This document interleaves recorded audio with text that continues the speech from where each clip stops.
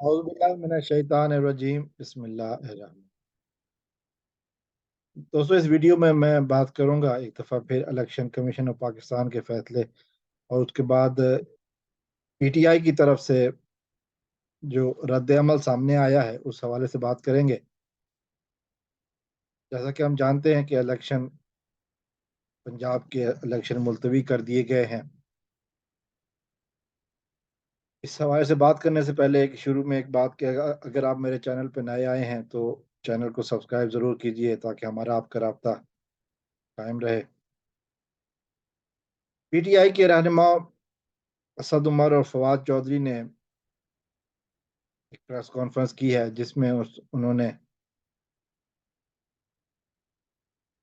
पंजाब में इलेक्शन मुलतवी करने की मजम्मत की है और उन्होंने कहा कि जी सुप्रीम कोर्ट में चैलेंज करके आर्टिकल 6 के तहत कार्रवाई का मुतालबा करेंगे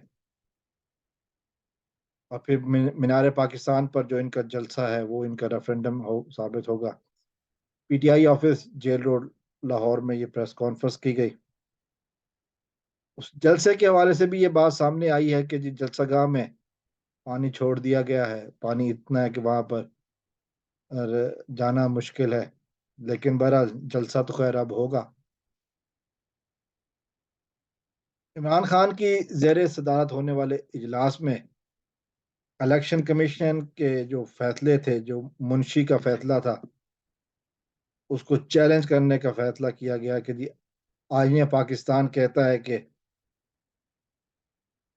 असम्बली तोड़ने के 90 दिनों के अंदर इलेक्शन होने चाहिए और निगरान हुकूमत का काम इलेक्शन करवाना है। लेकिन इलेक्शन का शेड्यूल पहले तो ये इलेक्शन कमीशन ऐलान नहीं कर रहा था। उसके बाद हाई कोर्ट माफ कीजिए सुप्रीम कोर्ट के हुक्म पर जब ऐलान किया गया तो 90 के बजाय 111 दिनों के बाद इलेक्शन का ऐलान किया गया, लेकिन उसके बाद अब कैंसिल कर दिए गए। उनका मुतालबा है अब हाई कोर्ट में पटिशन डाली जाएगी कि इलेक्शन 30 अप्रैल को ही कराएं। इसके अलावा कोई और गुंजाइश नहीं होगी। ये पीटीआई रहनुमाओं फवाद चौधरी और असद उमर की प्रेस कॉन्फ्रेंस थी जो जेल रोड में कही गई। उन्होंने कहा कि जी इलेक्शन जो 8 अक्टूबर की डेट दी गई है ये यकीनन बदयांती पर मबनी है और इस बात की तमाम बार एसोसिएशन ने भी मुखालफत की है। एक दफ़ा इलेक्शन होने चाहिए ताकि पता चले कि सूबा पंजाब किसके साथ है, पाकिस्तान की अवाम किसके साथ है। और ये वो जानते हैं पीडीएम वाले कि जिस दिन वो इलेक्शन में गए ये 13 की 13 जमातें किस तरह इनके बुत मुंह के बल गिरेंगे, किस तरह ये लोग अपने सियासत का जनाजा लिए फिरेंगे, क्योंकि जिस कदर इन्होंने जुल्म किए हैं हुकूमत में आने के बाद, जिस तरह के इन्होंने हालात पैदा किए हैं। पाकिस्तान में महंगाई इस वक्त 1974 की सतह पर बुलंद तरीन सतह पर है।